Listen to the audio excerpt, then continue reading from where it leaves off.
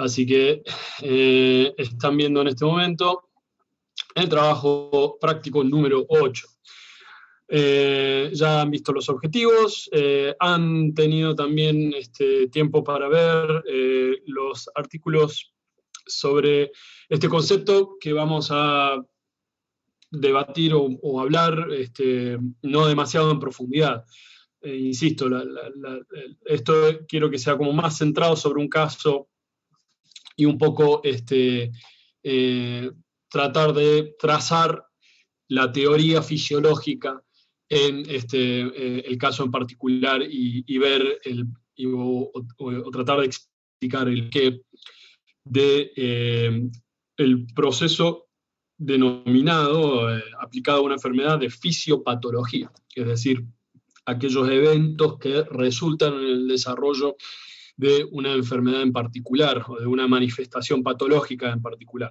Sé que muchos de ustedes por ahí ya han tenido, bueno, la experiencia propiamente de la cátedra, de anatomía patológica y de algunos conceptos que en materias previas también podrían haber visto.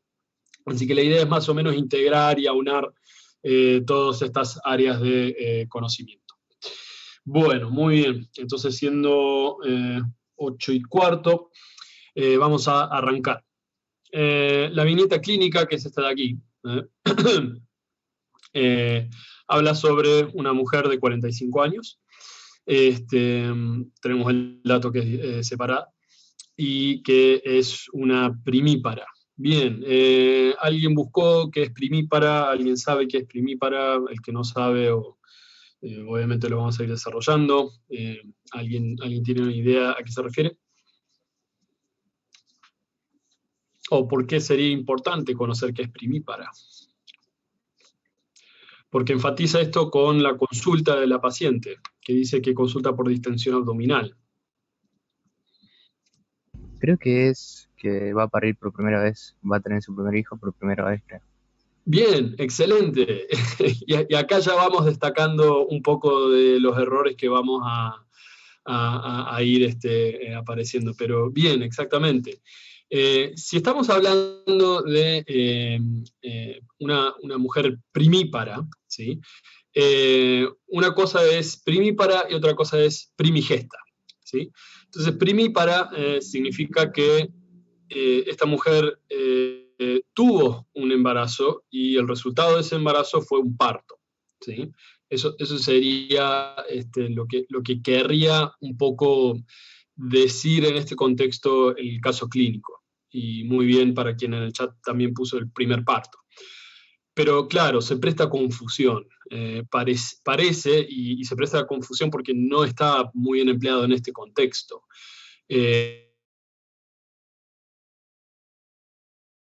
Como antecedente, cursó un embarazo con eventual parto, ¿sí? Porque pareciera que es como que estamos hablando que la mujer que se presenta a la consulta está embarazada. Así que no está embarazada, pero sí tuvo como un antecedente un solo embarazo del cual resultó en un parto, ¿sí? Así que en teoría es madre de un niño o una niña. Bien, y la consulta es distensión abdominal. Entonces, bueno, si leemos, iba a ser una pregunta, pero si leemos a continuación, ahí más o menos tenemos a qué se puede llegar a referir distensión abdominal. Muy simplemente este término, hinchazón, ¿sí? Pero la consulta que tenemos dice que sucede hace ¿cuánto tiempo? Hace años. Y esto parece que está sucediendo de manera esporádica. Progresa durante el día y empeora luego las comidas. Bien, entonces, ¿qué les llama la atención de este desarrollo? O al menos, ¿qué se inclinarían a preguntar de una persona de consulta por algo que viene trayendo hace años? ¿Qué se les ocurre? Insisto, no hay respuestas correctas acá. La idea es que ustedes vayan pensando la concatenación de razonamientos que en el futuro no muy lejano van a empezar a utilizar. ¿Qué si le sucede de acuerdo a ciertos alimentos que consume? ¿Qué dieta lleva? Muy buenas preguntas, ¿sí? Entonces, si vamos a hacer énfasis sobre las comidas, está bueno preguntar sobre las comidas. Bien, preguntan o señalan si es algo crónico. Y dice que esto está sucediendo hace años. ¿Les parece que es crónico o agudo? Crónico. Crónico, sí, sin duda, ¿sí? Si es algo que lleva 2 semanas de evolución, sería interesante, ya que muchos pueden llegar a preguntar, e insisto, me pueden interrumpir con preguntas en cualquier momento. Entonces uno dice, y bueno, ¿y cuándo decimos que es agudo y cuándo decimos que es crónico? Y eso es una pregunta que muchos en medicina clínica, no es que es una pregunta que se hacen, pero yo creo que puede llegar a haber diferencias de conceptos. En muchas enfermedades, recuerdo haber leído que todo aquello que sucede en un marco de pocos minutos a no más de una semana, y algunos hasta lo prolongan hasta 3 semanas, es algo agudo.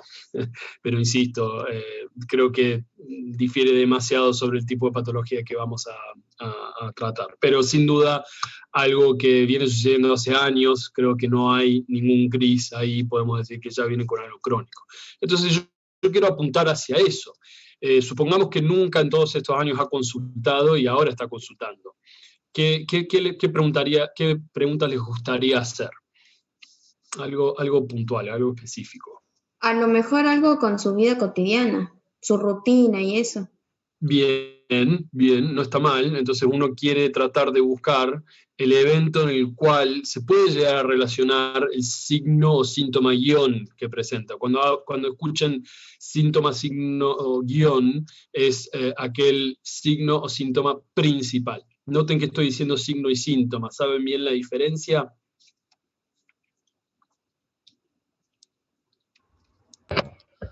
Un síntoma es lo que va a referir la persona, o sea, subjetivamente. Bien. ¿Un signo? Lo puede medir o lo puede resaltar un médico. Sí, es básicamente algo objetivo y algo subjetivo, lo has dicho perfectamente. Así que un signo es algo que cualquier persona debería ser capaz de ver. Hay signos que pueden llegar a ser subjetivos, pero es muy raro. Pero me salió esta mancha, me salió esta pelota acá en este lugar, es algo que el paciente nota y que en el examen físico deberíamos ser capaces de reproducir. En cambio, el síntoma, claro, es algo subjetivo, me duele acá, siento esta molestia acá, en fin.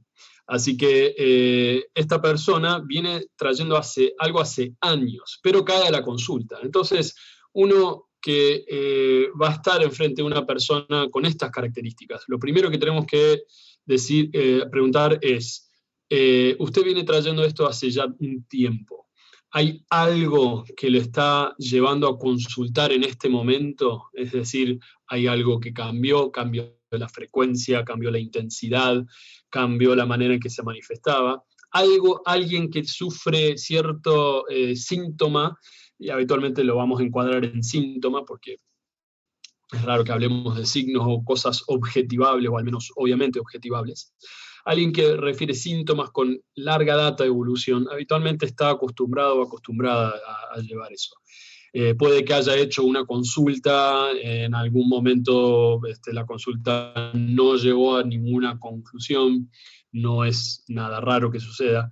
Entonces la persona simplemente transita con la misma sintomatología por una cantidad prolongada de tiempo. Y eventualmente la consulta tiene que haber un motivo y necesitamos encuadrar ese motivo para saber con qué celeridad vamos a tener que procesar el ritual de la anamnesis que nos llevaría a un eventual diagnóstico. Por supuesto, incluyendo un examen físico y, de ser necesario, los distintos exámenes complementarios que vamos a solicitar. Así que siempre es muy importante encarar en un paciente de estas características que la primera pregunta tiene que ser, entonces, ¿qué le trajo a la consulta ahora? ¿Algo cambió? Y tranquilamente la respuesta es, no, estoy simplemente podrida, digo podrida porque nuestra paciente es María, que esto ya viene sucediendo y ya no sé qué es y ya quiero. Entonces, perfecto. Ahí en ese caso podemos llegar a proceder ya de manera muy enfática. Sobre todo porque este tipo de respuestas son de pacientes en que probablemente hayan tenido 2 o 3 consultas más y está realmente cansada de que se permanezca la sintomatología sin grandes cambios y no se sabe muy bien qué puede llegar a ser. Así que eso es algo siempre importante de resaltar. Bien, entonces sabemos que el abdomen se hincha y que empeora con las comidas. Entonces, algo que describe a continuación es algo muy importante que hay que preguntar, ¿sí? Entonces tenemos dolor y tenemos un...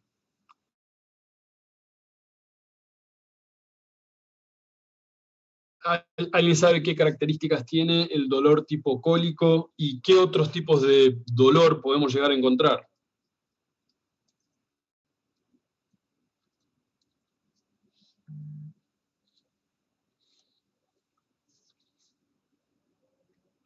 ¿Cómo es temporalmente hablando el dolor cólico?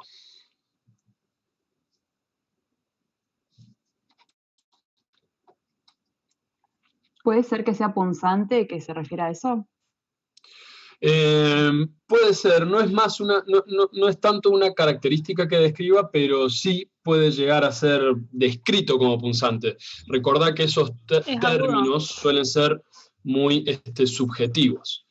Dolor agudo, sí, ciertamente es un dolor de tipo agudo. Que va y viene. ¿Perdón, de nuevo?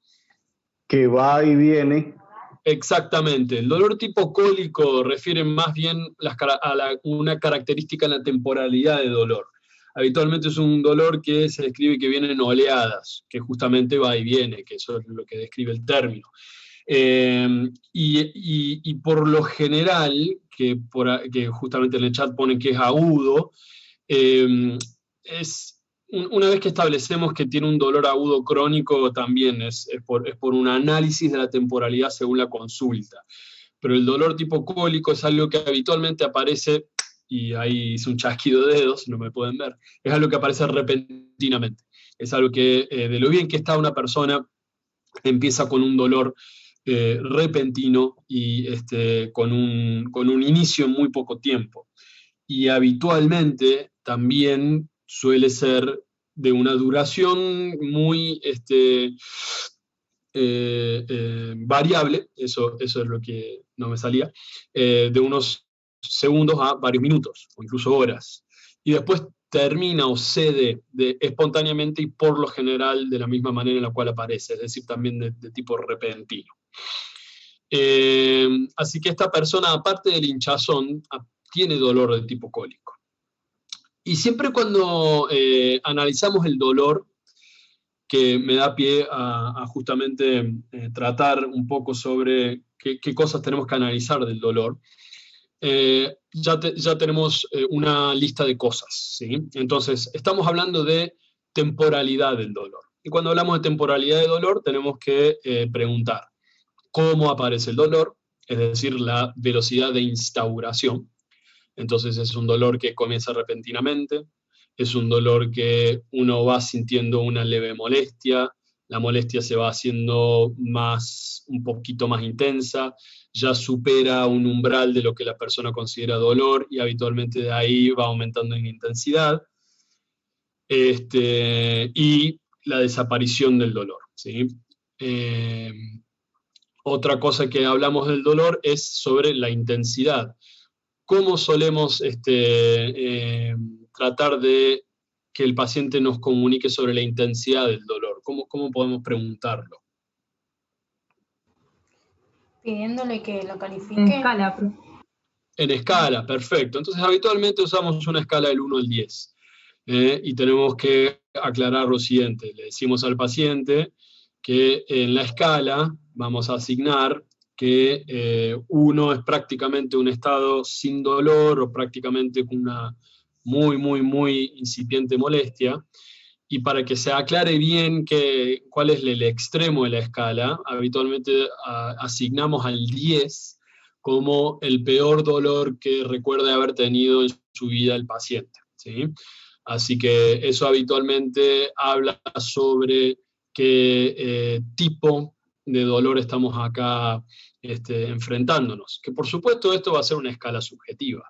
No vamos a poder depositar o asignar patognomónicamente, y con esto me voy a referir a un ejemplo. No podemos decir que el dolor de la apendicitis siempre es de 7 para arriba. No sé.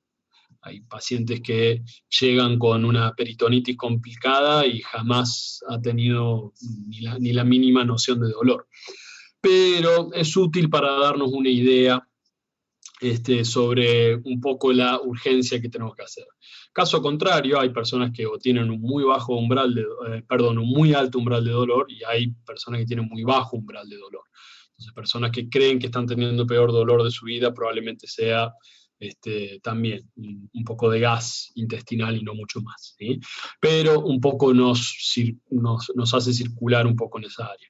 Y lo más importante de la escala o de la utilización de la escala de dolor es que por ahí podemos hacer un seguimiento de dolor, y sobre todo para ver ante el tratamiento que podríamos llegar a asignar si en esa escala el dolor va mejorando. Entonces, viene a la consulta un paciente con un dolor de 8 en 10, diagnosticamos, asignamos cierto tipo de medidas higiénico-dietéticas, tal vez algún tipo de tratamiento específico, y si lo volvemos a controlar podemos hacer un seguimiento que el dolor probablemente no desaparezca, pero al menos registramos que la intensidad disminuye. Y siempre hay que aclarar cuando estemos anotando esto que el paciente es quien manifiesta esa escala. Y también nos podemos valer de una escala visual, y esto lo utilizo mucho en pediatría. Yo soy cardiólogo infantil y a veces las consultas que muchas veces veo en mi práctica diaria son los dolores torácicos o de pecho, y habitualmente hay escalas en caricaturas, de caritas contentas hacia caritas felices y con lágrimas. Y vamos a preguntar a los padres cuál es la actitud del chico ante el dolor. Si tiene un cambio en su ánimo, en su gesto. Y esto es otro tipo de pregunta que vamos a hacer al adulto. ¿Qué tipo de limitaciones trae el dolor? Si la persona puede hacer sus actividades cotidianas y a pesar de tener cierto grado de dolor, no va a impedir que pueda manejar, sentarse, acostar. ¿Qué de las cosas cotidianas realmente les alarmaría que una persona manifieste que está interfiriendo el dolor que presente? ¿Caminar? ¿Perdón? Que no pueda subir una escalera, algo así. Hay personas que muy probablemente no tengan que subir ningún tipo de escaleras, así que eso por lo general es algo que no pueda respirar, exactamente, ¿sí? Un dolor que no le deja respirar, tenemos que ver, ¿sí? Tenemos que tratar de abrir los ojos y no demorarnos mucho en el tipo de evaluación que vamos a hacer. Bien, exactamente, que no pueda dormir. Eso es un dolor que también tenemos que tratar de estudiar, porque la persona que no duerme a causa de un dolor muy rara vez no va a caer a la consulta por años, ni siquiera meses o semanas. Y que no pueda caminar, lógicamente, eso también es algo que vamos a tener que ver, ¿sí? El que no pueda caminar de dolor es algo que va a traer también, así como el dolor que no deja dormir, una consulta que urge, ¿sí? Entonces, sabemos cuál va a ser la preocupación del paciente, y estos son el tipo de cosas que no tienen que nunca dejar pasar. Dolor que impida caminar, dolor que impida dormir, dolor que le corta la respiración de tal manera, no menospreciar, no dejar de estar encima de aquel o aquella paciente que refiere justamente que el dolor afecte fundamentalmente estas tres cosas, ¿de acuerdo? Así que es algo que tienen que tratar de establecer. Y medio que tiene que ser la pregunta que continúe después de la intensidad de dolor. Si tenemos una persona que apenas lo ven y dice que la intensidad es 9 en 10, lo primero que tienen que hacer es cuánto afecta el dolor su vida cotidiana. Y ahí van enumerando, comenzando por estas 3 cosas, sobre cómo el dolor afecta su vida, ¿sí? Bien, entonces estamos hablando sobre temporalidad, estamos hablando sobre intensidad, estamos hablando sobre cosas que el dolor puede llegar a dejar de, o mejor dicho, pueda llegar a interferir. ¿Qué es lo más importante que no estamos diciendo sobre el dolor? Porque acá dice que es un dolor tipo cólico, y como estamos hablando de episodios de hinchazón abdominal, no estamos preguntando algo obvio. ¿Qué es lo que preguntarían ante una persona que tiene un dolor? ¿En qué parte le duele? Exactamente, la pregunta más simple que podemos hacer, ¿dónde le duele? Entonces está bien, estamos infiriendo, pero acá que la omisión de cierto tipo de cosas que estamos hablando no es del todo por errores, simplemente es cómo hacer justamente una buena anamnesis sobre el dolor. Entonces, ¿dónde le duele? ¿Sí? Exactamente. El dónde le duele siempre puede llegar a ser una pregunta en que nos va a poner en aprietos, ¿sí? Así que tener mucha paciencia ante la gran variedad de respuestas que tiene el paciente.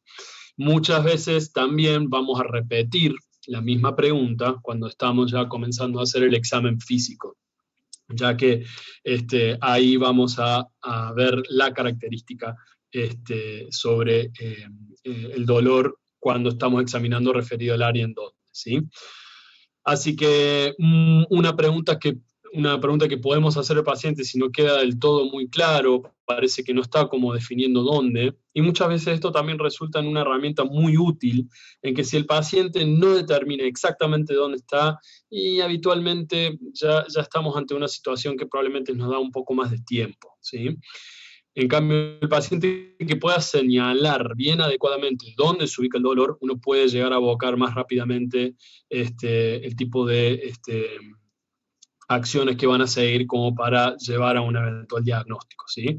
Así que siempre pregúntele al paciente si está consciente y si en su esfera intelectual puede, por favor, señálese dónde le duele, ¿sí? O si es capaz justamente de apuntar o de señalar con el dedo dónde le duele. Y por ahí son pacientes que se van a señalar desde el cuello hasta la ingle, y se pasan las manos por todo el cuerpo, y bueno, ya ahí uno va diciendo, bueno, probablemente no sea algo demasiado urgente.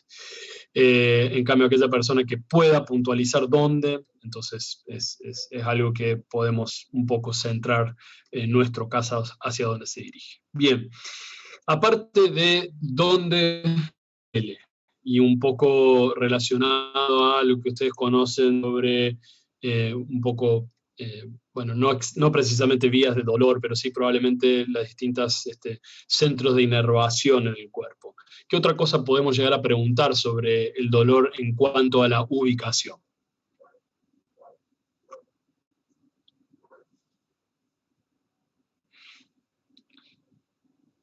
Por ejemplo, si tenemos un dolor abdominal en el hipocondrio derecho, que obviamente no va a decir esto el paciente, pero evidentemente nos señala ahí. Bien, exactamente, si se irradia o si se disemina, exactamente. Entonces, es muy importante ver si llegamos a tener este tipo de presentación en los cuales identificamos que anatómicamente el dolor comienza en un lugar y luego progresa a otro, por justamente el concepto de dolor irradiado, ya que muchas veces ante tantos síndromes dolorosos, uno pueda llegar a detectar los patrones de irradiación clásico de muchos síndromes que habitualmente tienen dolor. Por ejemplo, una lumbociatalgia, por compresión de las raíces que hacen al nervio ciático, muchas veces va a tener una localización de inicio que puede llegar a ser lumbar o sacro, y a veces se puede llegar a diseminar hacia el glúteo, hacia los genitales, detrás de la rodilla, en el talón, etc., ¿sí?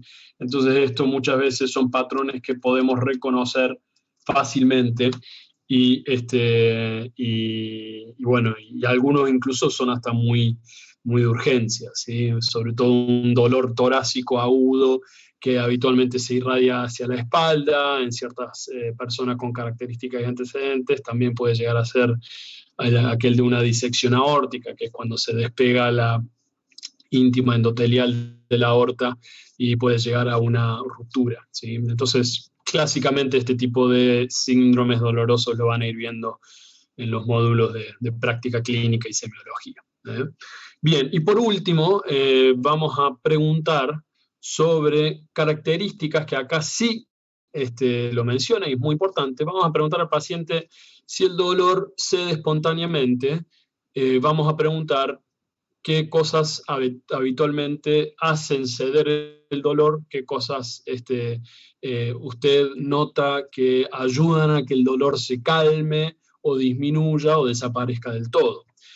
Y otra cosa que yo habitualmente y que se puede agregar habitualmente es, por ahí el paciente al comienzo se sorprende la pregunta, pero después uno cae a qué es lo que se refiere. Pero yo habitualmente pregunto si el paciente se encuentra que hace algún tipo de movimiento, rutina o alguna acción en especial que ayude a calmar el dolor, ¿sí? Entonces habitualmente el paciente piensa un poco y dice, sí, noto que habitualmente me echo panza abajo, noto que habitualmente me siento, noto que habitualmente me siento en el inodoro para ver si ahí pasa, en fin, un montón de respuestas que pueden llegar a aparecer.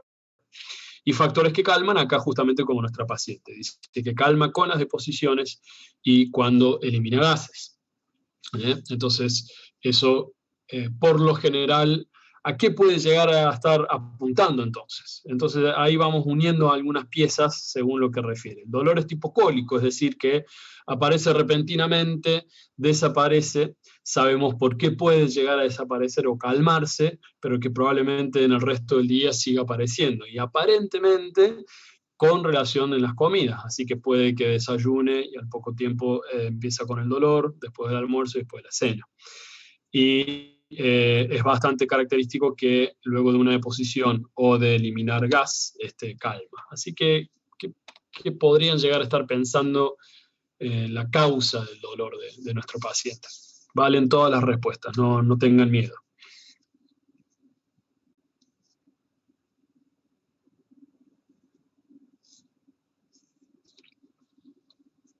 ¿Se refiere a una enfermedad, profe? ¿Cómo? ¿Se refiere a una enfermedad que podría estar teniendo? O sea, su pregunta. No necesariamente una enfermedad, sino que ustedes están analizando esto desde un punto de vista en que ya tienen cierto conocimiento de anatomía, algo de fisio que puede llegar a estar orientándonos a esto. Insisto, no quiero que den en la tecla ni que hagan un razonamiento fisiopatogénico, pero simplemente qué pueden llegar a pensar que está pasando, solamente según patología hepática, inflamación del intestino, problemas intestinales, biliar, todas respuestas correctas. Entonces, evidentemente esto se va a centrar en algo de proceso abdominal, muy probablemente, o al menos sería algo a lo que tenemos que apuntar. Entonces, un poco quería salir de esto, ¿sí? Problema de flora intestinal, sin duda. Es una hipótesis muy específica, pero sí, claro, eventualmente podemos llegar a que el problema sea de esa índole, sin dudas. Pero a lo que voy justamente que todos, o al menos gran parte de lo que han ido respondiendo, es que esto se puede llegar a ubicar más específicamente en el abdomen, ¿sí? Insisto, van a ver en semiología que no va a ser 100% abocado a esto, pero si ustedes hacen una buena anamnesis sobre el dolor y sobre todo esto, van a ser capaces de ubicar hacia otra cosa. Bien, y una cosa más sobre el dolor, que sería como medio la pregunta de cierre sobre el dolor. ¿Qué cosas pueden llegar a suceder junto con el dolor? Es decir, otros signos u otros síntomas acompañantes. Otros síntomas acompañantes es algo muy raro que suceda, porque el dolor es algo que va a predominar sobre todo. Es raro que uno, salvo que refiere a falta de aire, ¿sí? pero por eso. Entonces uno tiene que preguntar sobre ciertos signos específicos. Si la persona se pone pálida, si la persona comienza a transpirar mucho, si nota algún cambio, otro de la palidez, otro tipo de cambio en la coloración de la piel, y si va a tener sintomatología como dice acá, no va a referir episodios de diarrea, si tiene vómitos, si tiene mareos, si se desmaya por el dolor, ¿sí? Todo este tipo de cosas uno también tiene que tratar de anotar. Y sobre todo, si tenemos dolor abdominal, nunca dejen de preguntar si no está asociada con tos, y sobre todo con tos con expectoración, ya que muchas veces ciertos procesos de infección pulmonar, sobre todo la neumonía, también pueden llegar a tener algún tipo de dolor irradiado por inflamación pleural, como un dolor abdominal. Pueden verse afectadas las fibras musculares del intestino, veremos. Y después de identificar qué es un problema luego de comer, también uno tendría que consultar qué suele comer antes del dolor, por supuesto, exactamente, ¿sí? Pero acá dice luego de las comidas.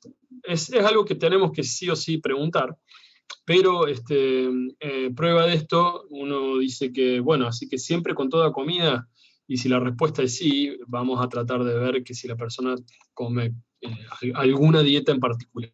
Sí, es muy importante, a pesar que tenga 45 años de edad, si la persona realmente tiene una dieta muy hiperconcentrada en algún tipo de nutriente en particular, ¿sí? No suelen ser habitualmente, o mejor dicho, suele pasar con problemas, de personas con problemas neurológicos, ¿sí? O algún tipo de problema en el desarrollo,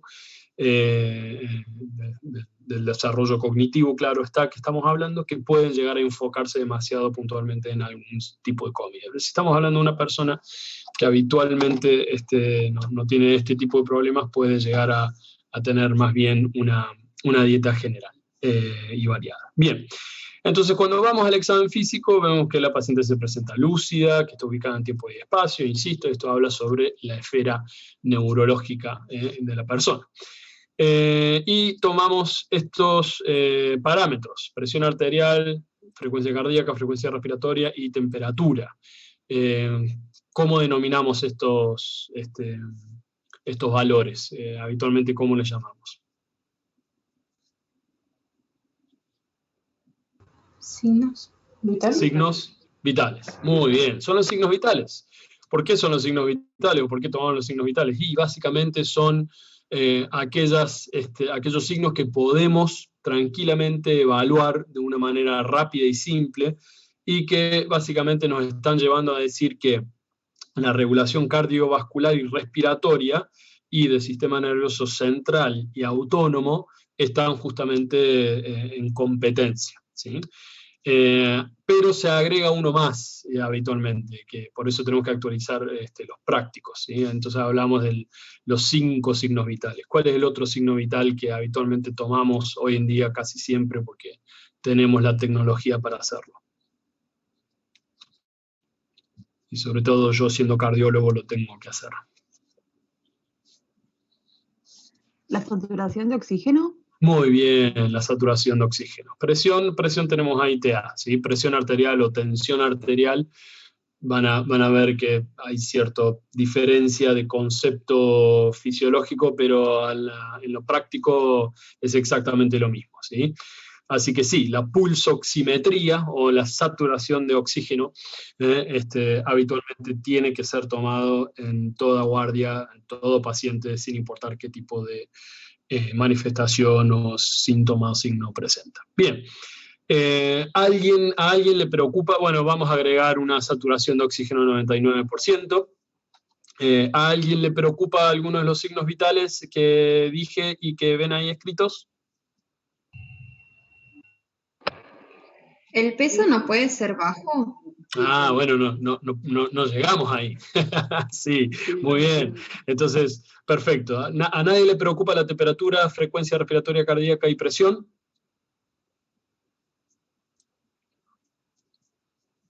No, están todos en valores normales, ¿verdad? Entonces, estamos hablando de una paciente de sexo femenino, 45 años, la presión arterial está muy bien, la frecuencia cardíaca está muy bien, la frecuencia respiratoria está muy bien y está afebril, ¿sí? Y satura 99%. Muy bien la doctora, entonces, que hizo referencia al peso, ¿sí? Entonces, nos dan el peso y la talla. ¿Cómo realmente uno puede certificar si la persona está baja de peso? Bien, ahí veo que la doctora pone que tiene un IMC bajo. ¿Qué es el IMC? Índice de masa corporal. Bien, ¿y cómo se obtiene? El peso en kilogramos dividido la talla al cuadrado. Bien, talla en metros al cuadrado. ¿Y qué es lo que justamente nos estaría indicando el IMC de una persona? ¿El estado nutricional general? Bien, el estado nutricional. Y más específicamente trata de referir, ¿sí? Muy a grandes rasgos, y esto vamos a tener un práctico eventualmente en fisio que hablamos más de esto, pero muy a grandes rasgos sobre la cantidad de masa que habitualmente aporta el peso de una persona. Así que básicamente ahí en esa bolsa entra tanto la masa muscular como grasa. Y alguien calculó el índice de masa corporal de este paciente. El que lo haya calculado, que lo ponga en el chat, así lo pueden ver todos. 16, perfecto. Entonces, ¿cuál es el valor límite para una mujer adulta de 45 años? 18. Bien, 18, más o menos 18, 18,5, según los lugares donde hayan leído sobre IMC, ¿sí? Entonces, bien, ahí ya podemos ver que la persona tiene un bajo peso. Entonces, ustedes ven a esta persona por primera vez y tiene un IMC de 16.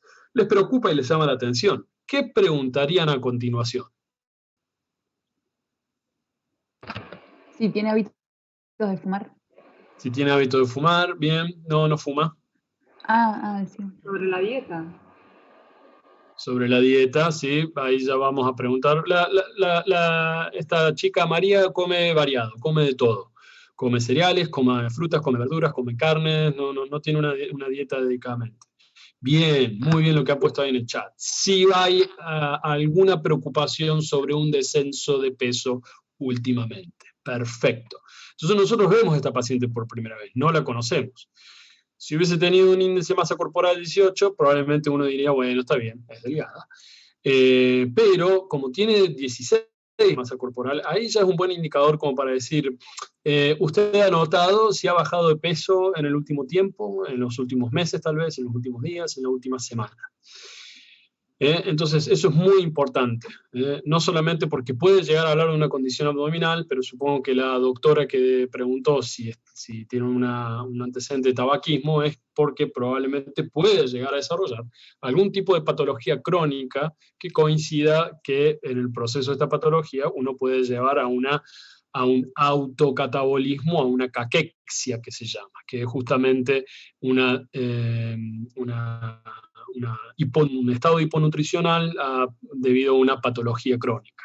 Y estamos hablando de una sospecha, más específicamente, de qué tipo de patología creen que estoy hablando.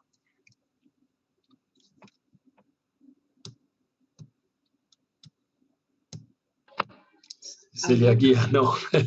algo más preocupante. También empieza con C. ¿Un tumor? Cáncer, exactamente. ¿Perdón? No, un tumor había dicho, pero... Un tumor, exactamente, un tumor y habitualmente, o sea, recuerden que el concepto de tumor es simplemente un crecimiento de cierto tejido histológico, y cuando hablamos de cáncer hablamos justamente de un tumor maligno con distintas manifestaciones paraneoplásicas o paracancerosas, ¿sí? Bien, perfecto. Entonces ya tenemos que encuadrado en un muy posible proceso abdominal, en una persona que tiene cierto grado de desnutrición o malnutrición, me gusta más decir eso, y no presenta signos que pudo haber pasado recientemente si sospechásemos que esto acompaña a deposiciones diarreicas, por ejemplo. Entonces, ¿puede alguien bajar de peso secundario a una diarrea? Sí, me Sí, parece que sí. exactamente. ¿Sí? Alguien puede bajar de peso. ¿Por qué? Porque nosotros estamos hechos de Deshidratación. agua, así que si hay algo que podemos perder rápidamente es justamente nuestro contenido hídrico. Claro. ¿Sí? Y vaya que sí, uno lo puede llegar a perder con una diarrea de varios días o semanas de duración. Bien, pero no tiene diarrea nuestro paciente, tampoco tiene vómitos. Es una persona relativamente joven, se puede llegar a decir. ¿Qué otra cosa por ahí? ¿Por qué es importante entonces el tema de preguntar sobre la dieta? ¿Qué les estaría entonces preocupando a una persona que está en bajo peso o en malnutrición? ¿Con qué frecuencia se alimenta? Claro, exactamente. Tenemos que descartar si no hay algún tipo de anorexia. La anorexia no necesariamente estamos hablando del trastorno psiquiátrico, ya que justamente esto se denomina anorexia nerviosa. Pero podemos llegar a sufrir anorexia, es decir, una inapetencia que nos llega a o una anorexia, o si estamos comiendo poco, esto se llama hiporexia. ¿Sí? Entonces, por ahí la persona no se está dando cuenta que esto también está sucediendo. Y por ahí si nosotros lo rescatamos en la anamnesis, puede que se dé cuenta como que sí, la verdad que he estado comiendo menos. Bueno, muy bien. Entonces, el examen físico no tenemos ningún dato sobre lo que es a lo que refiere el dolor, pero vamos a indudablemente hacer un examen físico completo por sistemas y vamos a centrarnos específicamente en el abdomen. Si tenemos dolor abdominal y nuestra paciente nos señala que está más bien en el epi o hipogastrio, ¿por dónde van a empezar a examinar o a palpar? Sobre la zona del hígado, o sea, empezar por esa parte.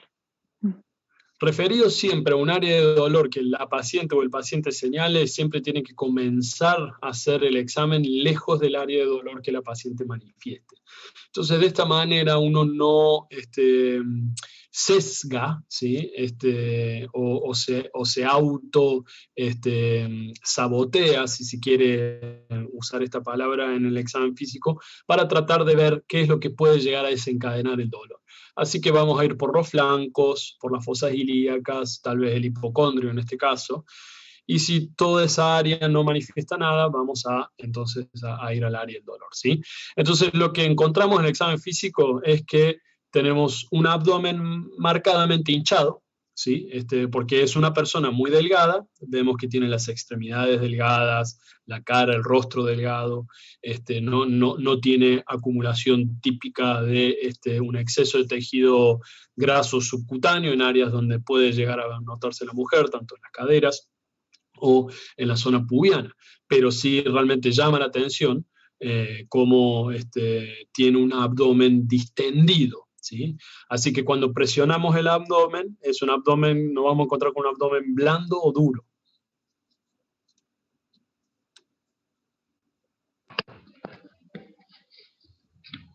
¿En ella qué creen? Duro va a estar. ¿Duro? Uh-huh. ¿Por qué duro? Porque va a tener una Porque distensión. está distendido. Porque está distendido. Y recuerden que la paciente nos dice, se me hincha la panza, tengo cólico, pero si elimino gas o hago una deposición, se calma. Entonces, ¿qué puede llegar a estar provocando la distensión abdominal de nuestra paciente? ¿Acumulación de desechos? Acumulación de materia fecal sería. Sí, o los gases también. Bien, entonces si tenemos un acúmulo de materia fecal lo suficiente como para producir un abdomen distendido, la paciente no debe ir al baño por lo menos hace varias semanas, cosa que estaría entonces indudablemente en el examen físico. Y he palpado abdomen con una constipación de tal grado, ¿sí? Así que habitualmente es duro, pero la paciente va de cuerpo todos los días, así que no deberíamos tener una acumulación tal de materia fecal en una persona que tiene una catarsis diaria, ¿sí? Entonces, ¿qué otra cosa puede llegar a estar? Sería blando, muy probablemente sería blando, ¿sí? Porque ¿qué es lo que muy probablemente esté haciendo que el abdomen esté distendido? una inflamación. Inflamación, más específicamente gases, exactamente. Entonces, está bien, pues, vamos a ver el por qué, digamos, cuando están las respuestas que estoy leyendo y me están diciendo de inflamación o irritado, ¿sí? Gases, es muy probable que sean gases. Entonces presionamos el abdomen y está blando, incluso en la presión del abdomen puede que se escape un gas en el examen físico, lo van a vivir indudablemente. Pero es muy probable que sea por eso, ¿sí? Y cuando presionamos, no despierta el dolor que ella dice o manifiesta que es el cólico, ¿sí? Así que indudablemente puede llegar a ayudarnos a pensar que cierta acumulación progresiva ya hace distender. ¿Y por qué esto sucede? ¿Por qué puede llegar a doler una distensión importante por acumulación de gases?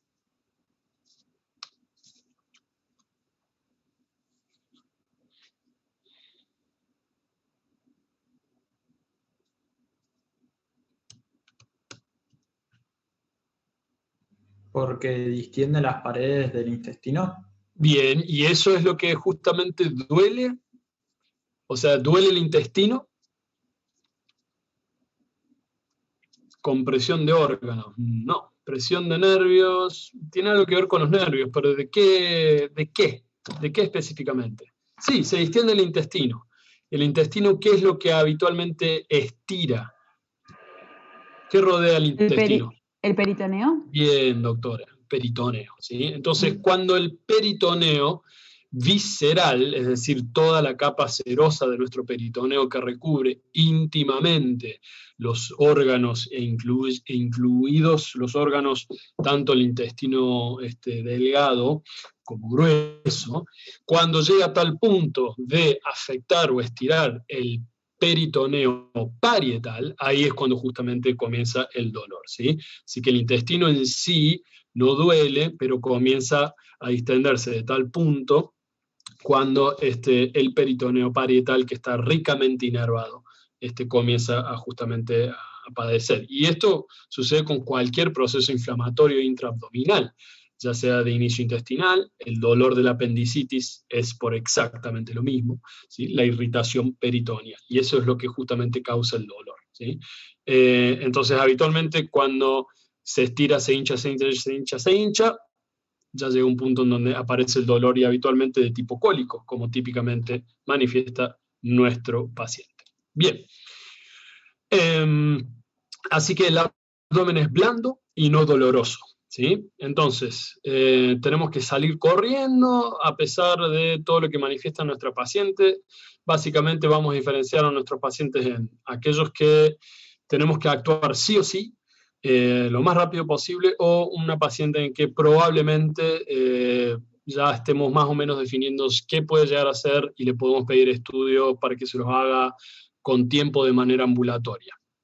¿Qué creen que es la situación de nuestra paciente? O sea, ¿tenemos que ingresarla para estudios o tenemos que decir, tenemos que hacer más pruebas, vaya haciendo esto y esto y esto y vuelva en 2 semanas cuando tenga todo?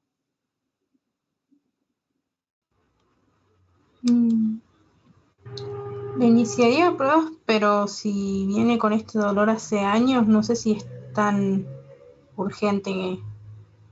Bien, o sea que porque ya lo trae hace años, no habría ningún tipo de problemas en que, bueno, vamos estudiándola, pero hacerse los estudios por fuera. ¿Alguien más está de acuerdo con eso? Ingresarla, dice la doctora. Bueno, ¿por qué la ingresarías? ¿O cuál sería tu preocupación? Podés escribirlo o decirlo, no tengo problema. O si alguien más piensa que hay que ingresarla e internarla. ¿Y dónde la internarían? ¿En piso común, terapia intensiva, terapia intermedia?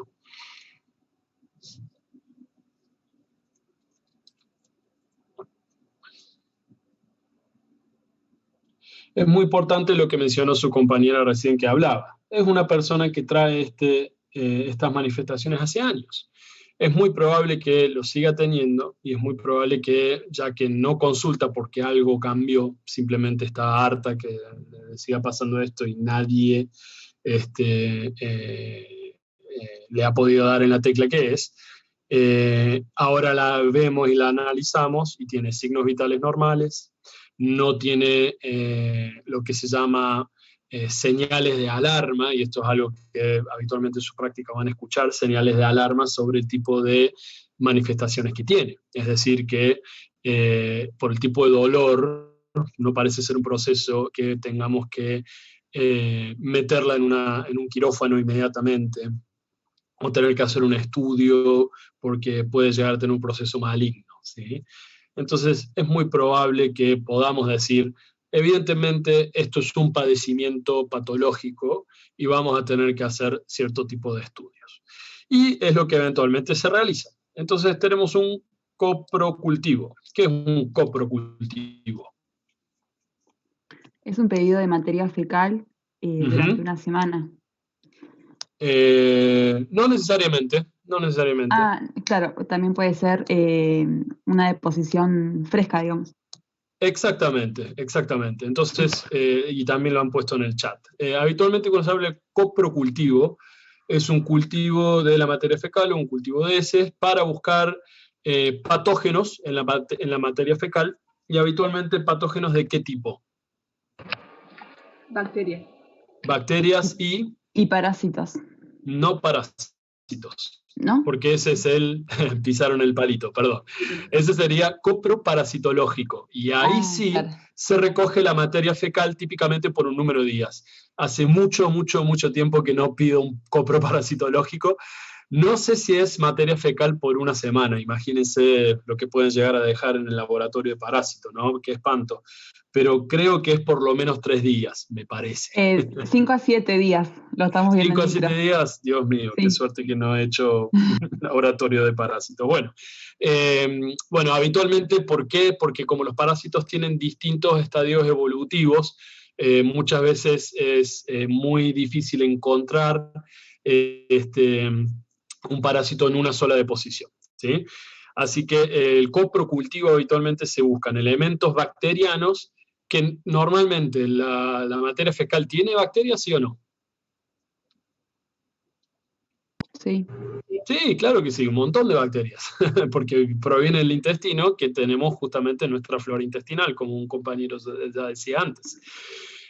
¿Por qué no se pide coproparasitológico? Porque la persona que describió este examen lo omitió, pero sí, muy bien la doctora, obviamente, yo también le hubiese pedido un coproparasitológico, sin dudas, sobre todo si hubo algún antecedente de un viaje, la paciente fue al África y volvió y empezó con estos síntomas. Pero bueno, habitualmente los parásitos también pueden llegar a presentar manifestaciones agudas, pero menos agudas que las bacterias y los virus. Entonces sí, hay normalmente bacterias en la materia fecal, así que habitualmente tenemos que hacer lo que se llama o conteo de colonias, como para ver si una bacteria está patológicamente en mayor número que lo que habitualmente podemos llegar a encontrar, o si tenemos bacterias que habitualmente no están en la flora intestinal y que la presencia de esta en materia fecal ya determina que está con un proceso patológico intestinal. Y virus, habitualmente no debemos encontrar ningún virus en la materia fecal. Bien, glucemia, entonces todos saben qué es. Sí, glucosa en sangre. Glucosa en sangre, entonces queremos descartar que cualquier proceso nutricional tampoco esté padeciendo con que pueda llegar a tener algo que esté interfiriendo con la absorción de glucosa, y la glucemia es normal, como dice acá. Creatinina, ¿saben lo que es? ¿O para qué se pide?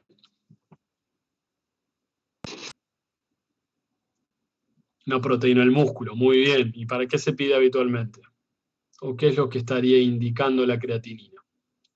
Está bien que no lo sepan, pero lo vamos a ver más adelante en fisiología. Es un indicador habitualmente de la creatinina por un lado, ¿sí? Como bien están señalando los doctores ahí en el chat, exactamente, ¿sí? Y bien, y justamente ahí al final apareció las otras. Entonces, nos permite ver justamente en una persona adulta qué grado de catabolismo, pérdida muscular podemos llegar a tener. Y justamente lo más importante, en general, en la población adulta en general, bueno, en niños también, es la función renal, ¿sí? Ya que se sabe que los valores de la creatinina están reflejando aquellos de la tasa glomerular total, ¿sí? O la filtración glomerular total. Entonces, esto justamente nos habla sobre si hay o no daño renal, ¿sí? Los riñones participan en un gran número de ciclos metabólicos y sobre todo tiene el gran rol del balance hídrico en una persona, así que también es justamente algo que interesa en este paciente. Y también pedimos calcio y fósforo, que también son indicadores de tasa metabólica reabsortiva en una persona que estamos indicando alguna malnutrición. Bien, ahora vamos a el laboratorio del hemograma. ¿Ven todos ahí el laboratorio? Bien.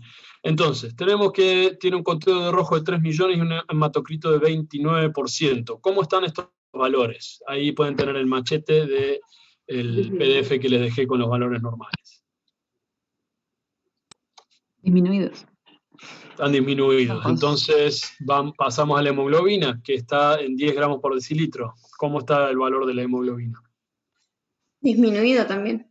Bien, y tuvieron hace poco el laboratorio de eritro, ¿verdad? ¿Cómo está la eritrosedimentación? No.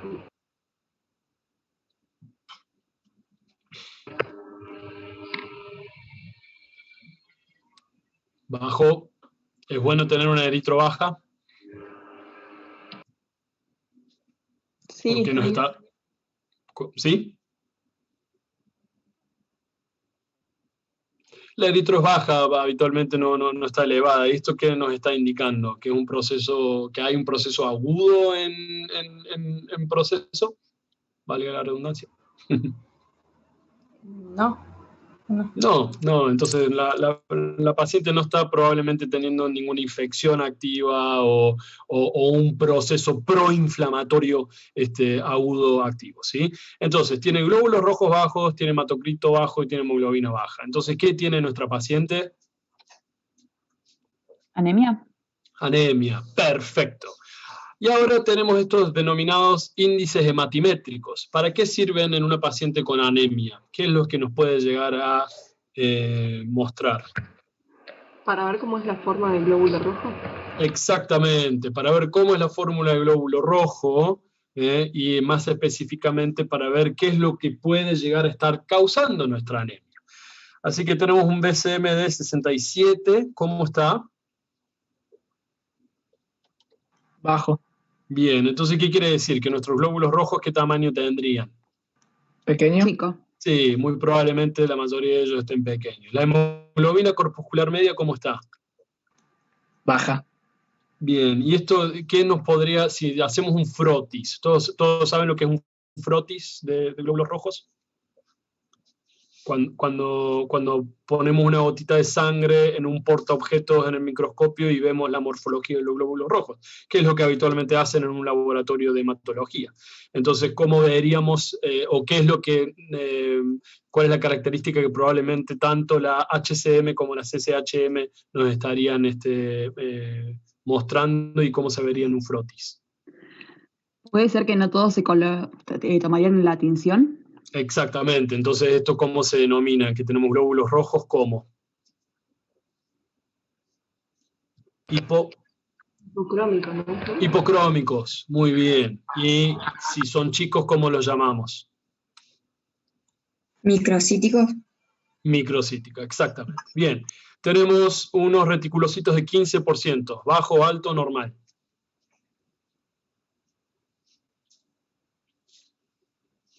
¿Qué son los reticulocitos? Comenzamos por ahí. ¿Alguien ¿No son sabe? células inmaduras? ¿Perdón? ¿Células inmaduras puede ser?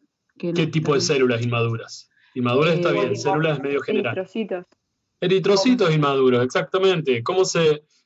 Exactamente, el estadio de maduración previo al eritrocito. ¿Y qué característica histológica tiene, microscópica? ¿Cómo lo diferenciamos del glóbulo rojo maduro? ¿Que presenta núcleo? Muy bien, tiene núcleo. Entonces los reticulocitos de este frotis de la paciente tiene 15%. ¿Está bien ese valor? No, es muy alto. Es alto. Entonces, ¿qué quiere decir eso? De que se están formando muy rápido los nuevos glóbulos rojos. Exactamente. Entonces, esta paciente, ¿qué le está funcionando muy bien a esta paciente? La La médula ósea. médula La médula ósea y muy probablemente el riñón. ¿Por qué el riñón? por la eritropoyetina, la Muy liberación. bien, exactamente. Entonces tenemos que la señalización o la vía de señalización de la recuperación de glóbulos rojos, porque tenemos una anemia que está muy bien sensada por el riñón, está mandando a fabricar reticulocitos.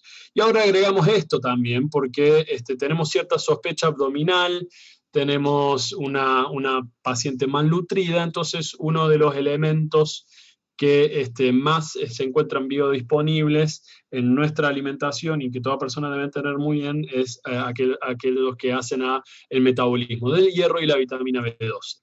Entonces tenemos una ferremia de 18 microgramos por decilitro. ¿Cómo está eso? Bajo. Bueno, ahí tengo una respuesta elevado bajo. Doctora, no puede poner los dos, tiene que poner uno solo. Pero tengo dos bajos acá. ¿Están todos de acuerdo? Bien, la ferritina. ¿Qué es la ferritina?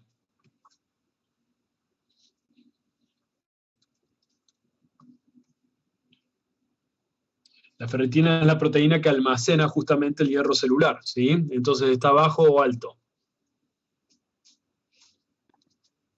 ¿Bajo? ¿Puede ser? Bajo, sí. ¿Y el índice de saturación de la transferrina? Y también ¿Qué es la debe ser transferrina? bajo. No sé. Lo van a ir viendo, no se preocupen, ¿sí? Básicamente es la proteína del sistema retículo endotelial que habitualmente se presenta en el hierro, ¿sí?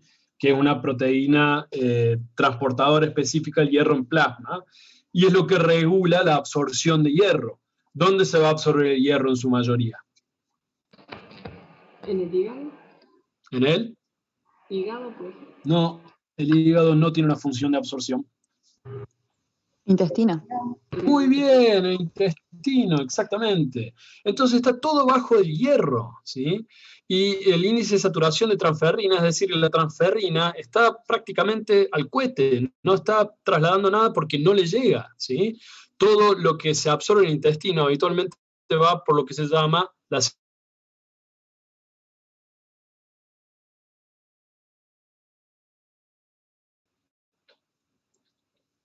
¿No le suena a la vena porta? En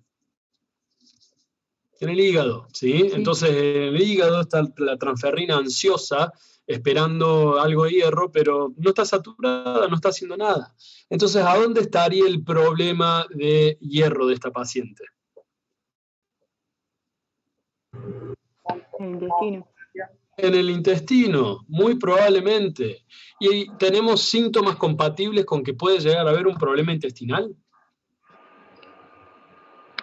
La distensión también. Sí, ¿no? Entonces tenemos mucha distensión, tenemos mucha molestia, tenemos algo que no está cuadrando y que encima está previniendo la absorción de hierro. ¿Tiene algo que ver con los valores de la anemia? Sí, tiene algo que ver. Entonces, ¿cómo se llama esta anemia con nombre y apellido? Anemia ¿Ferropénica puede ferropénica. ser? Anemia ferropénica o anemia por déficit de hierro, ¿sí? Entonces, necesitamos el hierro para el ciclo y el ciclo metabólico del transporte eficaz de la hemoglobina, que como ven también está bajo. Perfecto. Y también usamos vitamina B12. ¿Dónde se absorbe la vitamina B12? En el estómago. Bien, en el estómago, que claramente no es el intestino, ¿sí? Entonces, o sea, está bien, en el estómago lo que tenemos es la secreción del factor intrínseco y eventualmente se absorbe en el ilion, ¿sí? Pero también es un proceso en el que la mucosa estomacal tiene que estar indemne. ¿Y qué valor tiene la vitamina B12? 167 picogramos por mililitro. ¿Cómo está? Bajo, ¿sí? Y después tenemos plaquetas que están normales, glóbulos rojos que están normales, y dentro de los glóbulos blancos. Y dentro de los glóbulos blancos tenemos lo que es la repartija de la fórmula, ¿sí? Todo también dentro de cierto valor de normalidad. Bien, entonces tenemos un laboratorio en que tenemos una anemia ferropénica y tenemos un déficit de vitamina B12, y tenemos que los valores del hepatograma que nos había dicho, o creo al menos que también figura por ahí, que eran normales. Entonces muy probablemente tenemos algún problema intestinal, y muy probablemente algo específico en el intestino que no esté absorbido. Tenemos buen hierro, sabiendo que nuestra paciente consume una dieta adecuada en este tipo de nutrientes. Entonces, ¿qué es lo que hacemos a continuación? Se solicita un anticuerpo llamado antitransglutaminasa inmunoglobulinada, es decir, que se hace un dosaje de inmunoglobulina A para la transglutaminasa. ¿Qué es la transglutaminasa? ¿La han buscado?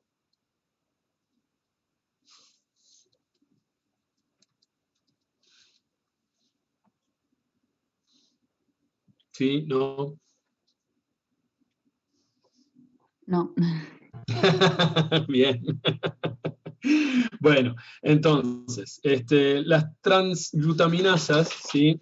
Es una enzima, ¿sí? Que lo que va a hacer prácticamente, va a catalizar, ¿sí?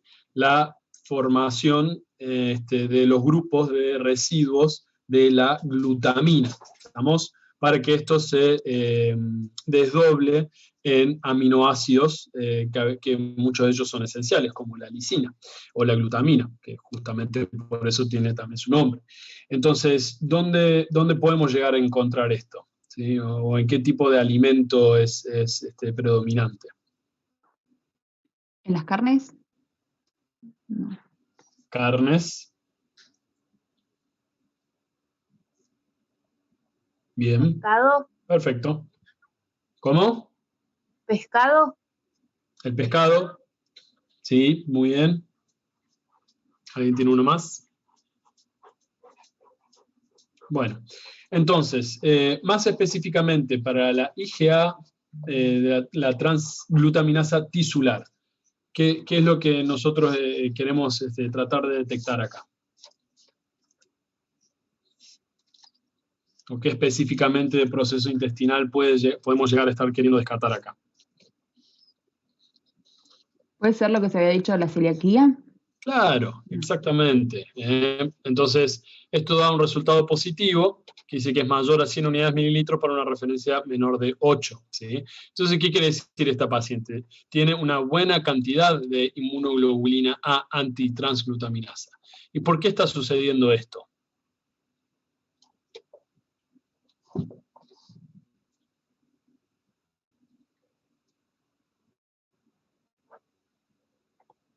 Y puede ser que sea celíaca y entonces su cuerpo está produciendo anticuerpos para o sea, para protegerse de eso.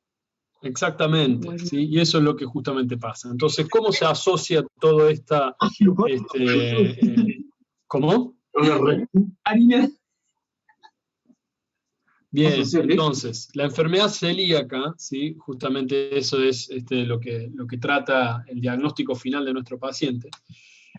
Es el resultado de la interacción entre el gluten, que es la proteína de reserva, no, perdón, sí, está bien, es justamente la proteína de reserva en alimentos de trigo, habitualmente, que también está en otro tipo de alimentos, que desencadena justamente apoyado en factores ambientales, genéticos e inmunes, para hacer eventualmente una reacción de tipo autoinmune. Cuando hablamos de una enfermedad autoinmune, entonces nos estamos refiriendo a qué específicamente. A que el propio sistema inmune reacciona contra componentes del propio cuerpo. Exactamente, y eso habla un poco los dos documentos que les dejamos como material complementario, ¿sí? Entonces, pacientes que tienen la enfermedad celíaca, las respuestas inmunes a las fracciones específicamente dentro del gluten, específicamente es la gliadina, y promueve una inflamación, ¿sí? Una reacción inflamatoria, que justamente es supeditada por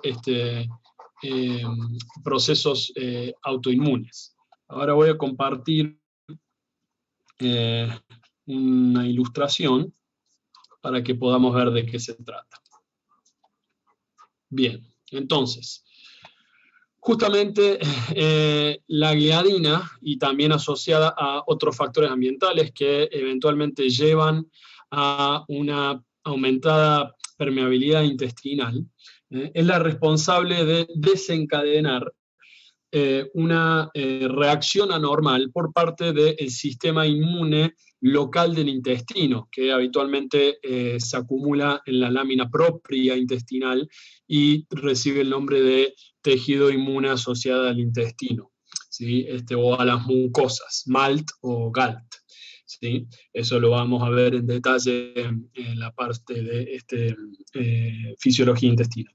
Entonces, la respuesta va a ser mediada tanto por los sistemas inmunes innatos y adaptativos.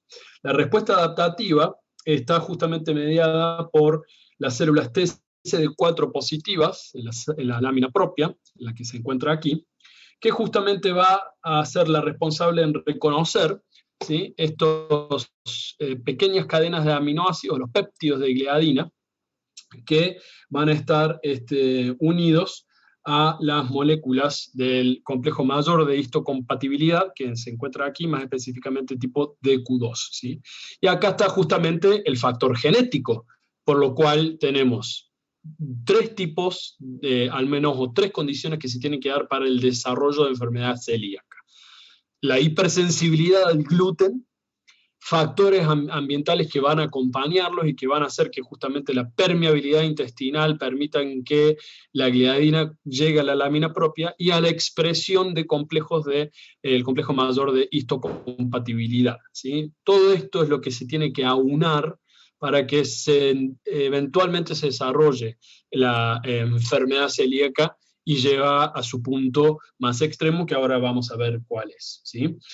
Estas moléculas del complejo mayor, tanto DQ2 o DQ8 de las células presentadoras de antígeno, va a ser presentadas a la célula T. La célula T, recuerdan que es justamente la encargada en producir la respuesta ante un antígeno, la respuesta antigénica, gracias al receptor de la célula T. Y la célula T justamente va a producir las citoquinas proinflamatorias, y habitualmente la que más se encuentra asociada a la respuesta inflamatoria, o la mayor generadora de la respuesta inflamatoria en este caso, va a ser el interferón gamma. ¿Sí?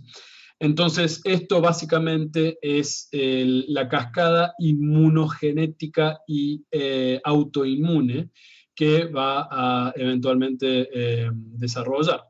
¿Qué es lo que habitualmente termina, o cuál es la cascada final que va a realizar el daño más importante en enfermedad celíaca? Estas metaloproteinasas y otros mediadores que dañan el tejido, que justamente van a inducir primero a la hiperplasia de las criptas intestinales, que esto va a sobreproducir enzimas locales intestinales, y a la atrofia vellositaria. Fíjense cómo acá tenemos una gran cantidad de vellosidad intestinal y acá es muy poca. ¿Qué pasa si tenemos una atrofia vellositaria en el intestino? ¿Qué es lo que va a pasar ahí? Buena absorción. ¿Cómo? No hay buena absorción en esa parte. No hay buena absorción. Lo que justamente hace que el intestino tenga esa gran capacidad absortiva es la presencia de esta gran cantidad de vellosidades que elevan a la cuarta, quinta, sexta parte la superficie de absorciones que tenemos que tener para cada uno de nuestros nutrientes esenciales. Nuestra paciente tiene ya un punto de atrofia vellositaria que no puede absorber, entre tantos nutrientes, el hierro y la vitamina B12. Aquí vemos un corte histológico donde tenemos un duodeno normal, como es la mucosa, bien las vellosidades y habitualmente un alto contenido eosinófilo. En cambio, acá tenemos una mayor proliferación de criptas, mayor cantidad de secreción, porque tenemos una inducción a la secreción, y una mayor presencia basófila. ¿Por qué tenemos una mayor presencia basófila acá, en el intestino enfermo? ¿Por las citoquinas que son liberadas? No por las o sea, no precisamente por las citoquinas. ¿Quién libera las citoquinas? Los macrófagos. Los linfocitos, exactamente. ¿Sí? Está lleno de linfocitos.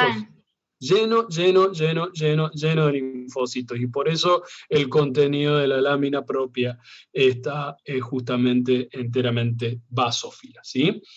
Entonces, como para preguntar que preguntaba su compañera, los factores que tienen que ver son justamente predisposición genética, factores ambientales y la presencia de la hipersensibilidad al gluten, ¿sí? Más específicamente aquellos que, de los factores genéticos que ya dijimos del complejo mayor de histocompatibilidad de Q2 y de Q8, ¿sí? ¿Qué factores ambientales habitualmente se han reconocido por estudios epidemiológicos? La introducción del gluten de modo muy temprano, es decir, en aquellos que comienzan a comer comida en gluten a partir de los 3 o 4 meses de vida, habitualmente se demora o se retrasa la introducción al gluten en la dieta al 7º o 8º mes de vida. Hay un rol muy importante en la leche materna, en el amamantamiento, aquellos que no han sido alimentados a leche materna, en los primeros meses de vida también lo pueden llegar a desarrollar. Y la recurrencia en las infecciones gastrointestinales, sobre todo aquellos virus que pueden llegar de manera recalcitrante y una y otra vez producir infecciones intestinales, también pueden llegar a alterar el funcionamiento de el funcionamiento normal de absorción y de secreción de la mucosa, ¿sí? Así que estas cosas pueden llegar a aparecer.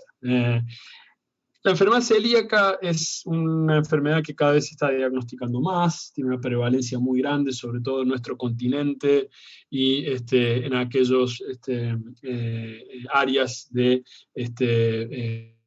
la denominada civilización occidental. Y bueno, es algo que muchas veces tenemos que tener en cuenta por la gran manifestación diversa que tiene. No quiero entrar en detalle para hablar específicamente de enfermedad celíaca, ya que sería un tema muy largo, pero un poco para ver cuál es justamente el rol de esto, ¿sí? Entonces las manifestaciones clínicas, y sobre todo nuestro paciente, son enteramente de naturaleza de un síndrome mal absortivo, ¿sí? Tenemos un intestino enfermo, incapaz de absorber, por o secundario a un proceso proinflamatorio de tipo autoinmune. Es decir, que justamente la presencia de gluten y eventualmente la gliadina por la transglutaminasa tisular determina o inicia esta cascada de respuesta proinflamatoria con la eventual llegada de la atrofia vellositaria, la hiperplasia críptica, que es lo que hace que justamente se llene de células que van a secretar enzimas que eventualmente o hacen lisis celular, y la proliferación de linfocitos, ya que los mismos linfocitos crean la misma señal para atraer a más linfocitos del tipo natural killer, ¿sí? O los NK, ¿sí? ¿Cómo lo diagnosticamos entonces? Justamente con la presencia, ¿sí?, de estos anticuerpos que habitualmente se dirigen contra la gliadina, y esto se conoce como el test serológico, y los test de anticuerpos más sensibles. ¿Qué quiere decir cuando hacemos un test sensible? Que justamente el test nos va a dar el diagnóstico con una muestra localizada mínima y con un margen de error en cuanto a la aparición de esto muy bajo, ¿sí? Y habitualmente son los anticuerpos de tipo inmunoglobulina A, y habitualmente van a ser los anticuerpos antiendomicio, ¿sí? Y los anticuerpos dirigidos ante la transglutaminasa, que como ya dijimos que es la enzima responsable para la deamidación de la gliadina, que justamente ocurre acá en la lámina propia, que es el proceso que está mostrando la ilustración. ¿Sí? Esto no lo tienen que aprender así tal como lo estamos diciendo, pero lo que estamos hablando es cómo todo va desde un proceso a nivel molecular, a nivel histológico, a nivel de órgano, y qué manifestaciones clínicas va a tener en un paciente que presentó a la consulta con distensión abdominal y de dolor tipo cólico. ¿Estamos? Acá un poco lo que quiero terminar de aunar con la llegada a partir de la interrogación clínica a esto, es justamente cómo distintos factores nos llevan a sospechar que tenemos un cuadro patológico evidente que nos lleva a buen puerto y a diagnosticar. ¿Y para qué sirve el diagnóstico? Con un diagnóstico adecuado vamos a dar un tratamiento adecuado. Entonces, ¿qué fue lo que sucedió a continuación? Primero, ¿cómo llegamos al diagnóstico de enfermedad celíaca? ¿Solo por la prueba serológica?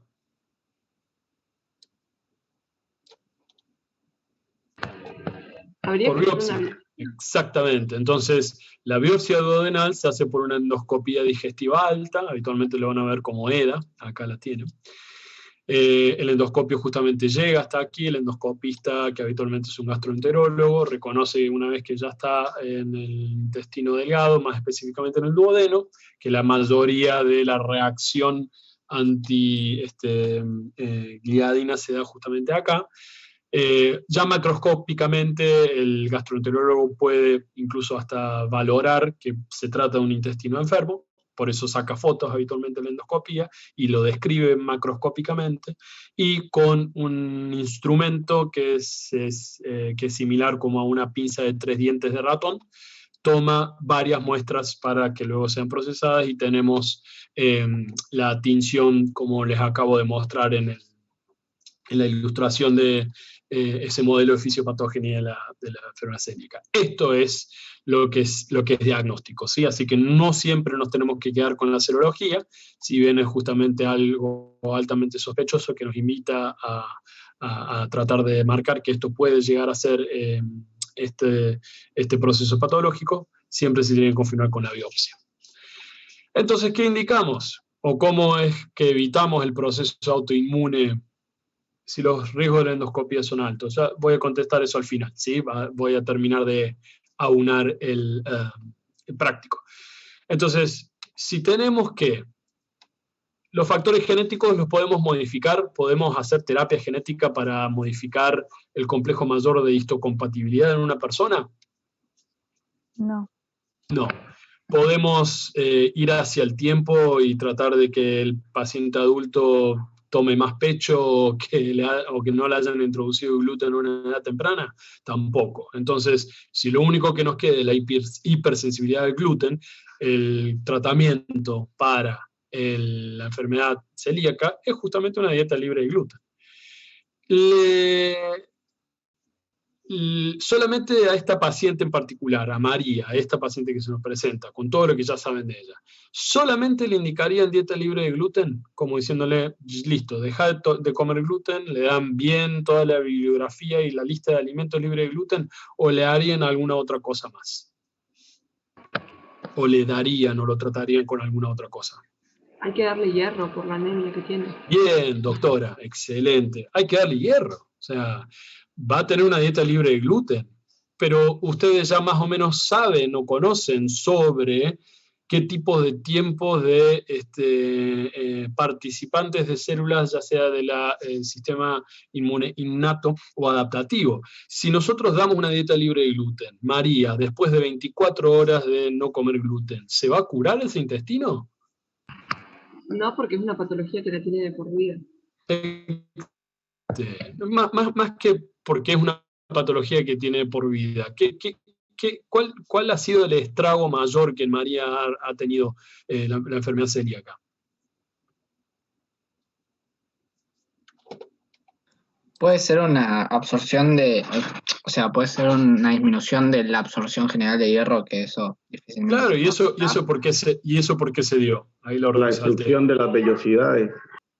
Exactamente, Atrofia entonces las vellosidades. vellosidades no van a volver a desarrollarse un día al otro y tampoco la reacción autoinmune, así que esto habitualmente necesita tiempo y en ese tiempo, por más que, y también vamos a contar con el hecho que la paciente tiene que sí o sí dejar de un día para el otro el gluten, así que fanáticos del pan, no sé si somos muchos acá de ese gremio, pero digamos, por mencionar unas cosas, es algo habitualmente bastante difícil de lograr en un adulto. Pero si está bien explicado y bien razonado, habitualmente la mayoría de los pacientes notan unos cambios muy positivos. Recuerden que no solamente tienen síntomas restringidos a lo abdominal, sino que puede producir sintomatología muy diversa. Por ejemplo, tiene bajo vitamina B12, y si sigo teniendo muy baja vitamina B12, ¿alguien sabe qué puede llegar a ser lo peor que puede pasar una hipovitaminosis severa de vitamina B12? ¿Raquitismo puede ser, profe? No. No, el raquitismo está asociado con otra vitamina, que es la vitamina D. Profe, ¿pueden ser problemas neurológicos? Muy bien, doctora. Problemas neurológicos y más específicamente una demencia, ¿sí? Por nombrar digamos, algo muy severo, pero la cantidad de manifestaciones que puede llegar a tener alguien con enfermedad celíaca son muchísimas. E incluso pueden suceder tranquilamente en ausencia de sintomatología relacionada con mala absorción o con síntomas de estas molestias intestinales que presenta nuestra paciente. Así que cabe aclarar entonces que no solamente tenemos que indicar dieta libre de gluten en una paciente así, pero si diagnosticamos anemia ferropénica, tenemos que dar hierro para que justamente pueda llegar a ser absorbido o aumentar justamente la biodisponibilidad intraintestinal de hierro para asegurar su absorción y para ayudar a que se vaya recuperando la anemia. ¿Sí? Bien, perfecto. Muy bien los que han dicho que además de dieta libre de gluten hay que darle hierro. Y después, bueno, nuestro paciente se ve que está realmente con muchos problemas intestinales porque, bueno, primero que tenemos un aumento de peso de 5 kilos y eso justamente es algo muy importante de notar porque esa malnutrición también se debía a que tenemos una paciente con enfermedad celíaca. Y después después de 4 meses tenemos diarrea y otra vez tenemos otro análisis que da una prueba de tolerancia a la lactosa positiva. Entonces no solamente eliminamos gluten, sino que tenemos que eliminar lactosa. Bien, ¿qué tipo de reacción inmune o qué tipo de fisiopatogenia tiene la intolerancia a la lactosa? ¿Tiene algo que ver con el sistema inmune?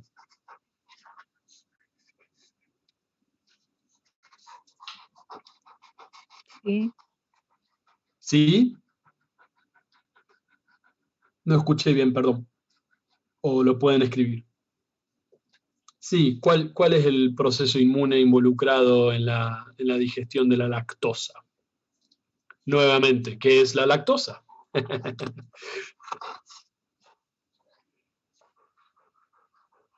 Perdón si se escucha muy fuerte mi perro. ¿Qué es la lactosa?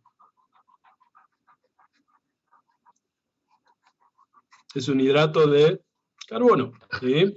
Es complejo, es no complejo. ¿De qué está? Es un disacárido, ¿sí? Entonces, ¿cómo se digiere la lactosa? ¿Gracias a quién? Empieza con en y termina con enzima. Muy bien el doctor que puso. La lactasa. ¿Y dónde está la lactasa?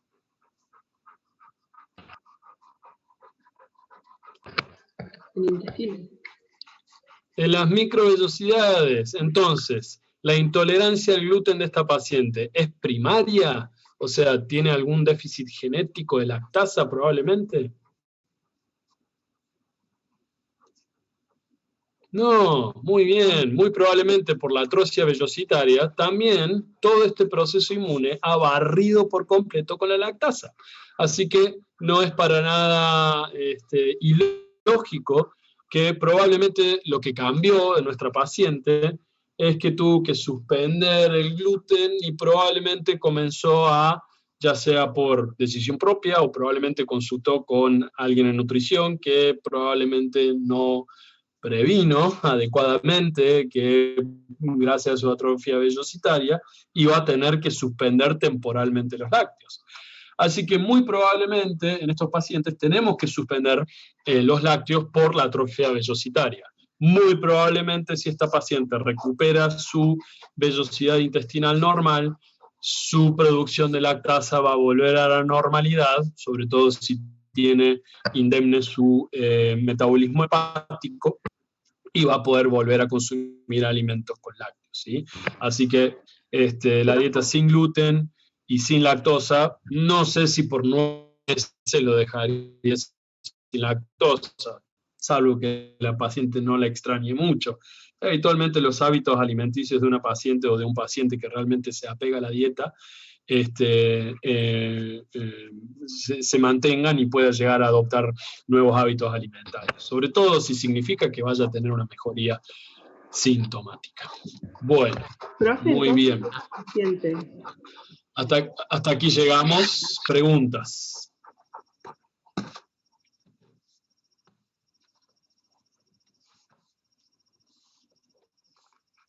Alguien iba a iniciar a hacer una pregunta y se cortó el audio, no logré escuchar hasta el final. Que si esta paciente hubiese recurrido antes a la consulta y se le hubiese diagnosticado antes la celiaquía, ¿se podría haber, digamos, ahorrado ese paso de ser intolerante a la lactosa?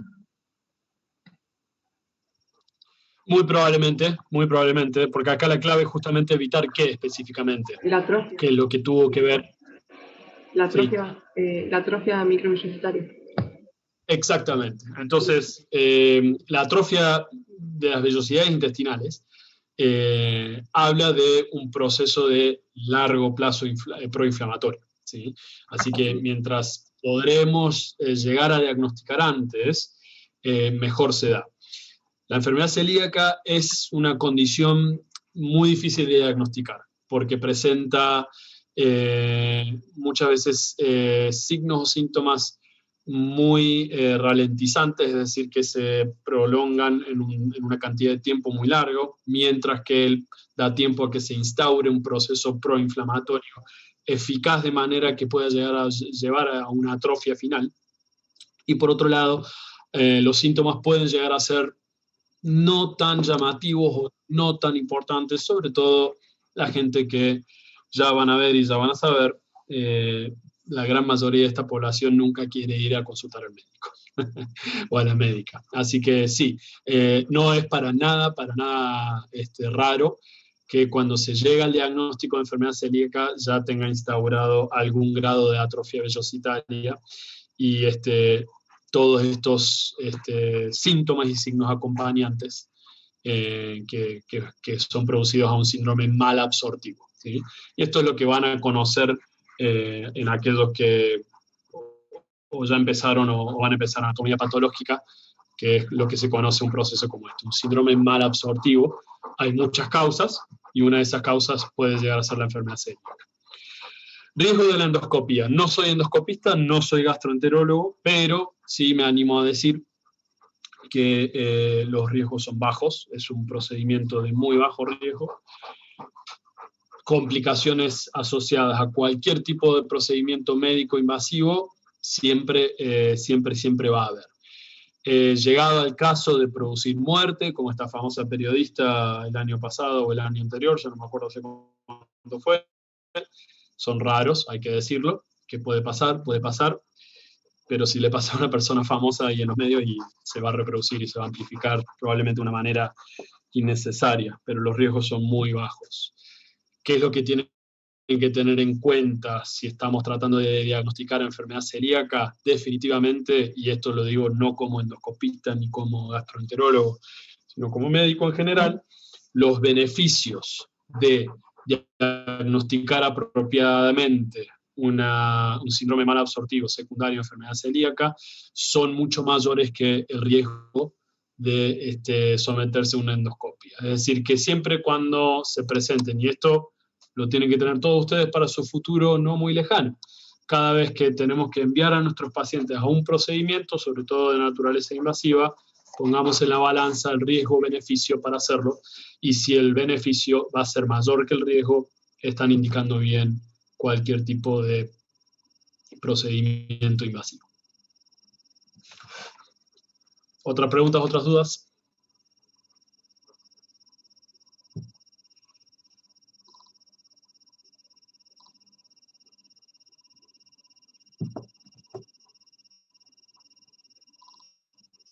Bueno, entonces, la idea de estos prácticos, y sobre todo basados en casos, es un poco hacer mucho hincapié en el proceso del análisis de un paciente a raíz de cierta sintomatología, ciertos signos que presenta, y cómo es la relación estrecha de un proceso fisiológico al desarrollo de una patología, o qué es lo que puede llegar a estar fallando en el proceso fisiológico, y llevarlo a la manifestación del signo-síntoma que vamos a tener en la presentación. Y eso es un poco lo que quiero hacer ver. Y justamente también lo importante es la relación entre algunas cosas que podemos encontrar, tales como en este caso en particular tuvimos un examen complementario en que nos demuestra que hay una anemia, y hay una anemia porque hay una anemia. ¿Cómo podemos saber que la anemia fue por déficit de hierro? Si tenemos un déficit de hierro, ¿por qué es ese déficit de hierro? Y el déficit de hierro eventualmente lo encontramos en el intestino, que no se está absorbiendo, y no se está absorbiendo. ¿Por qué? ¿Y cuál es el proceso que hace que el intestino no absorba adecuadamente? Porque tenemos un proceso proinflamatorio. ¿Qué hace específicamente ese proceso proinflamatorio? ¿Cuáles son los actores esenciales de ese proceso proinflamatorio? Los actores esenciales de ese proceso proinflamatorio son los que conocimos en la respuesta inmune. Sí, ¿cuáles específicamente? ¿Y por qué es importante conocer qué hace una citoquina, un interferón, quiénes las secretan, cuál es el rol de las células T natural killer o TNK, cuál es el rol de las células CD4 positivas, qué es lo que distingue las células CD4 positivas en sus marcadores del complejo mayor de histocompatibilidad. Bien, esto es una linda patología que podemos ver las bases moleculares del desarrollo de un lugar tan ínfimo como es la lámina propia intestinal a las manifestaciones sintomatológicas que puede llegar a tener un paciente o una paciente, ¿sí? Me gusta mucho entonces analizar en estos prácticos y hacerlos participar de esta manera. Noten que no hace falta que todos estén dotados de un gran conocimiento previamente a entrar acá, pero la idea es justamente promover el pensamiento y el razonamiento a través de esto, y sobre todo cuando tengamos por ahí algunos casos clínicos en donde no vamos a tener la respuesta. Acá ya teníamos claramente la respuesta en el desarrollo, pero vamos a ver otro tipo de casos clínicos para esto, ¿sí? Bueno, la semana que viene vamos a estar abocados a lo que a mí más me gusta, que es lo de cardio. Así que les espero y por favor siéntanse libres de seguir haciendo preguntas a través de Petco, ya sea referido a esto o en el futuro cualquier otro práctico en el cual yo participe. Así que también tienen en Petco mi mail personal. No tengo ningún problema de recibir consultas ahí también, ¿sí? Así que espero 2 minutitos más. Así los que no estén tan hambrientos o con ganas de preparar la cena y quieren quedarse a hacer preguntas, los leo, ¿sí? No tengo ningún problema. Bueno, gracias a aquellos que están dejando opiniones positivas de la clase, así que muchas gracias. Gracias, profe, muy buena la clase. Bueno, gracias a ustedes.